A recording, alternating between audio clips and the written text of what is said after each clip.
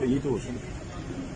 صدر صاحب نے الیکشن کی تاریخ کا اعلان کر دی، کیا کہیں گے؟ اس کی اوقات ہی نہیں ہے الیکشن کی ڈیٹ اناؤنس کرنے، آئین نے اس کو یہ اختیار ہی نہیں دیا، تو اپنی اوقات سے باہر ہو رہا ہے۔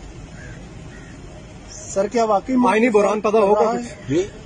بسم اللہ الرحمن الرحیم۔ السلام علیکم ناظرین، فرواز این بی نیوز کے پلیٹ فارم سے میں آپ کا میزبان نواز بھٹو آپ کی خدمت میں حاضر۔ ناظرین، اس وقت تک سپریم کورٹ کی طرف سے جو فیصلہ سنایا گیا ہے اس کے آفٹر شاکس محسوس کیے جا رہے ہیں۔ اس میں کوئی شک نہیں ہے کہ جب بھی آئین کی غلط انٹرپریٹیشن کی جاتی ہے یا جب بھی آئینی امور سے چھیڑ چھاڑ کی جاتی ہے تو اداروں میں تصادم کی سی صورتحال پیدا ہو جاتی ہے۔ لیکن اس وقت جو سپریم کورٹ کی صورتحال ہے، یعنی جس قدر سپریم کورٹ تقسیم ہو چکی ہے اور جس قدر سینئر ججز کی توہین اور تضحیک کی جا رہی ہے، وہ گزشتہ روز آپ نے دیکھا ہوگا جسٹس قاضی فائز عیسیٰ صاحب نے جس طرح جو ہے وہ رجسٹرار کو طلب کیا تھا، اور مطلب یہ وہ صورتحال ہے کہ عدلیہ اس وقت مطلب سمجھ میں نہیں آ رہا عدلیہ کو کہ انہوں نے کرنا کیا ہے۔ ایک تو عشق عمران میں عدلیہ ابھی تک جو ہے وہ ابھی تک ڈوبی ہوئی ہے، ابھی تک عشق عمران میں گم ہے، یعنی تیز ترین انصاف کی فراہمی کا جو معاملہ تھا وہ کل دیکھا گیا۔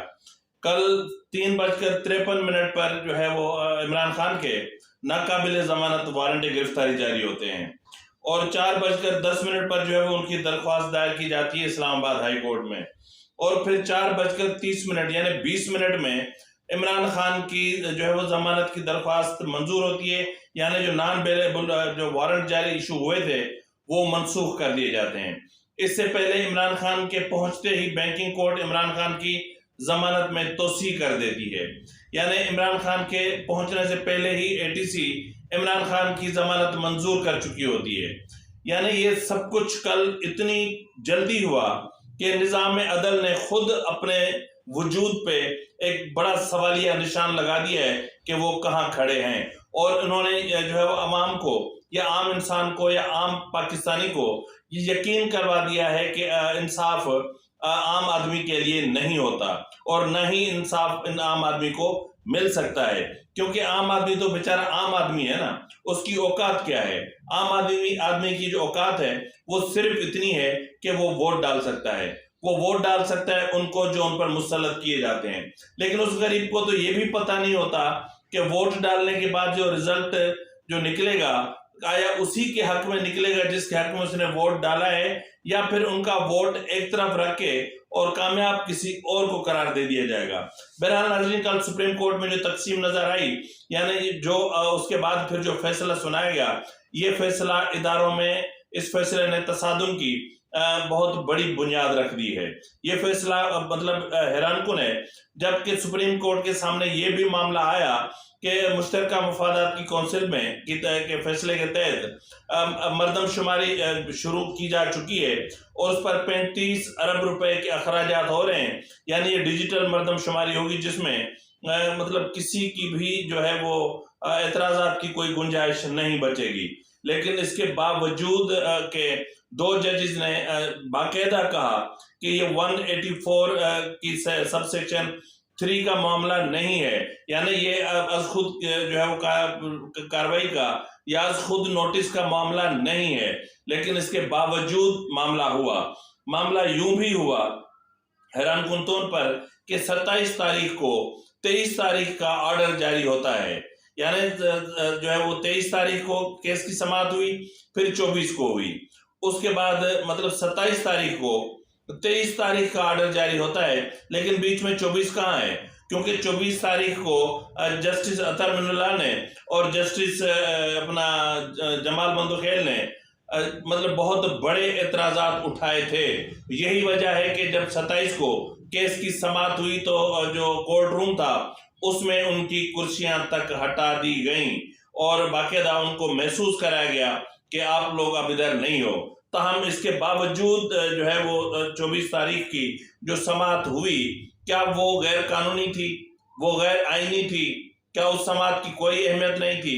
آیا اس سماعت میں جو کچھ ہوا اس کو ریکارڈ پر لانا کیا ضروری نہیں تھا؟ اور اگر ضروری نہیں تھا تو اس کا مطلب یہ ہے کہ یہ سب چیف جسٹس کی مرضی ہے کہ جس طرح چاہے سب کچھ ہوتا رہے، اور چیف جسٹس جس طرح چاہے जिस बेंच को तोड़े, जिस बेंच को जोड़े और जिसको जहां बिठाए और जो मखसूस केस एक मखसूस अदालत में भेजे तो कोई एतराज न करे। तो मेरा नाज़रीन, मैं इस वक्त इतना जरूर बता सकता हूं कि सुप्रीम कोर्ट के इस फैसले की वजह से जहां सुप्रीम कोर्ट के अंदर एक बहुत बड़ी खलीज नजर आई है, इतनी बड़ी जो है वो गैप नजर आया है, इतनी बड़ी तकसीम नजर आई है कि जिसको पुर करने के लिए शायद बहुत टाइम लगे। और इसके अलावा इस फैसले ने बाहर जहां इदारों में तसादुम की सूरत हाल पैदा कर दी है, उसी तरह खुद सुप्रीम कोर्ट के अंदर तसादुम की सूरत हाल पैदा हो गई है। अब यकीनन चीफ जस्टिस के हवाले से जो सीनियर जजेस हैं उनके बिहेवियर्स चेंज हो गए हैं। वो जजेस जो न्यूट्रल हैं उनके बिहेवियर्स चेंज हो गए हैं, क्योंकि जो है वो उनको वाया रजिस्ट्रार ये सारा खेल खेला जा रहा था न्यूट्रल जजेस के साथ। उनको बेंच में ना बिठाना ये जो है वो फर्द वाहिद की मर्जी है। भले सुप्रीम को अपना मातहत अदालतों में ये केस चल रहा हो, लेकिन उस केस पर भी अज खुद नोटिस लेना ये चीफ साहब का अख्तियार है। बेंच तोड़ दे जोड़ दे ये चीफ साहब का अख्तियार है। बेंच को 9 रुकनी रखे या लार्जर बेंच रखे या फुल कोर्ट रखे या 5 रुकनी रखे, ये चीफ साहब का इस्तेहकाक है, उसको कोई नहीं छेड़ सकता। तो भाई मसला ये है कि जब इतना सब कुछ हुआ तो फिर जो याया अफरीदी ने जो अपने नोट में जो कुछ तहरीर किया है और वो इस वक्त सोशल मीडिया पर वायरल हो चुका है, तो अपना याया अफरीदी के नोट से पहले यानी साथ ही अतहर मिनुल्लाह साहब का जो नोट आया, उसके बाद जो है वो ये जो बेंच बना था ये मुकम्मल तौर पर मुतनाज़े बना था। इस बेंच ने न तो ये फैसला किया कि जो 2 जज साहिबान जिनके कहने पर ये सो मोटो लिया गया, उनमें जो एक जज साहब था उसके हवाले से बहुत सारे इतराज़ात आए, उसके हवाले से कोई कार्रवाई नहीं की गई। नाज़रीन, इससे जो ये जो अज खुद नोटिस का मामला था, यानी 184 की सब सेक्शन 3 के तहत जो मामला उठाया गया था, इसको 2 जजेस पहले ही मुस्तरद कर चुके और उन्होंने ये नहीं कहा कि हम बेंच में नहीं बैठेंगे। चीफ साहब की मर्जी से उनको बेंच से हटा दिया गया।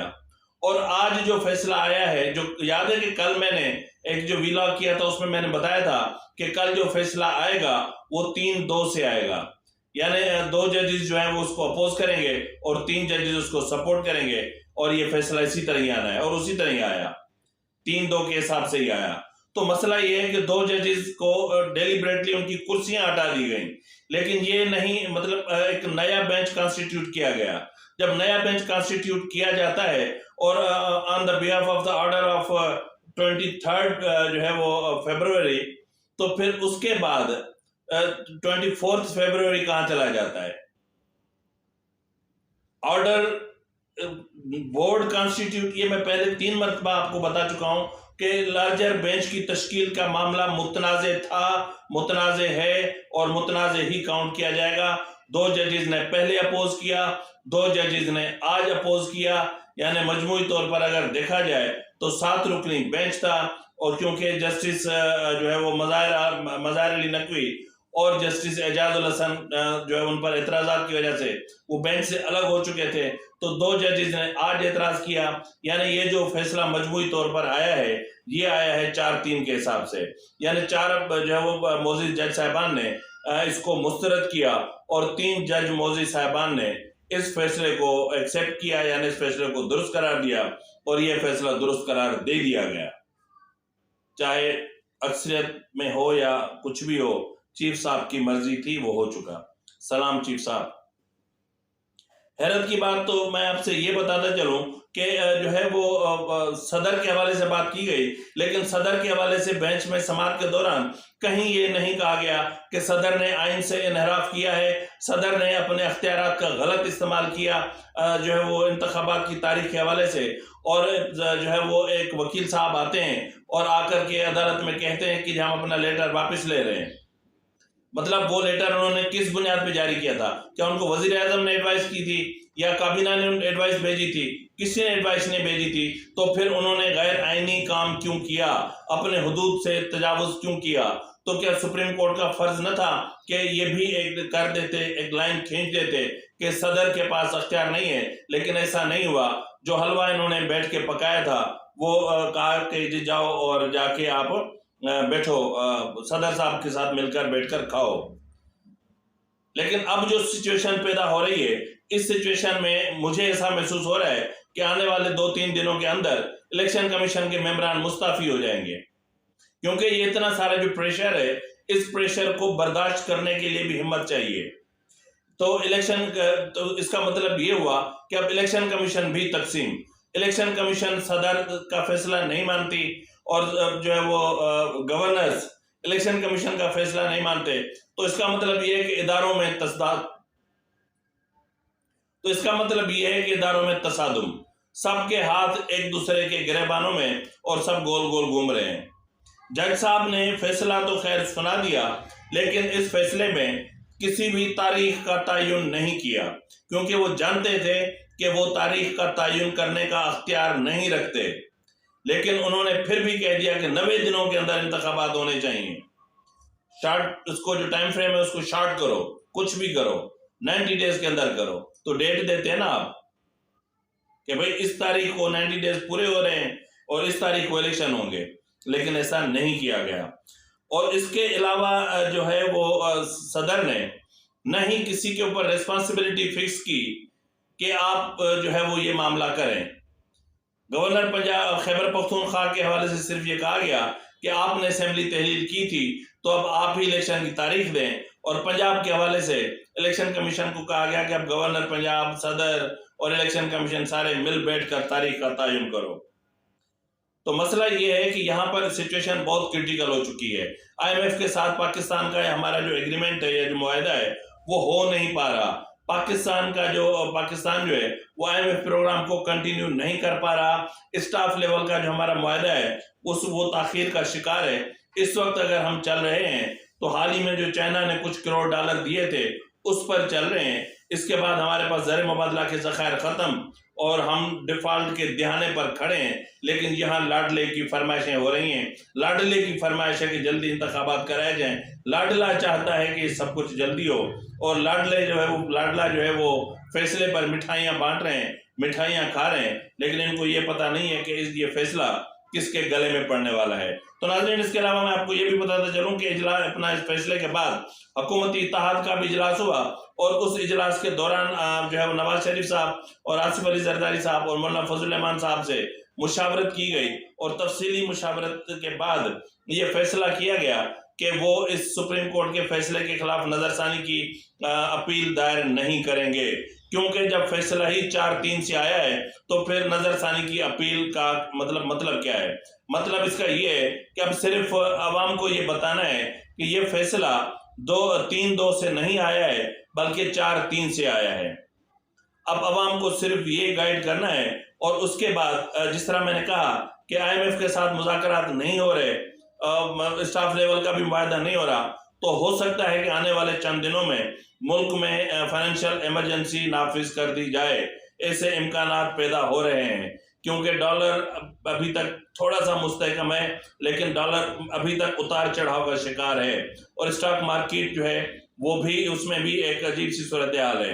اور ہمارے پاور سیکٹر کا خانہ خراب ہو چکا ہے اس کی وجہ سے، اور جو ٹیکسز کی بھرمار کر دی گئی ہے اس کی وجہ سے ہماری صنعتیں بند ہونا شروع ہو گئی ہیں، صنعتوں کو تالے لگنا شروع ہو گئے ہیں. تو ایسی صورتحال میں جو ہے وہ معاشی ہنگامی حالات کا نفاذ بھی ممکن ہے، اور یہ کیا جا سکتا ہے.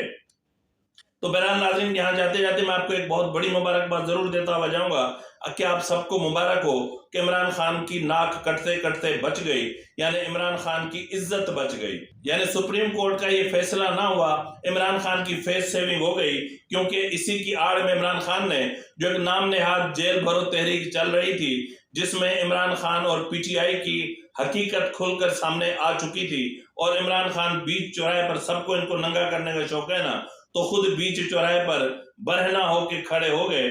تو ایسی صورتحال میں PTI کی جو اوقات ہے وہ سب کے سامنے آ گئی کہ PTI کے پاس جتنی بھی لیڈرشپ ہے وہ حلوہ کھانے والی ہے، اور PTI کے پاس جتنی بھی جو لیڈرشپ ہے وہ بہت جو ہے وہ نازک مزاج اور نفیس ہے، اور جیل جانا اور یہ وہ ان کے برداشت کی بات نہیں ہے.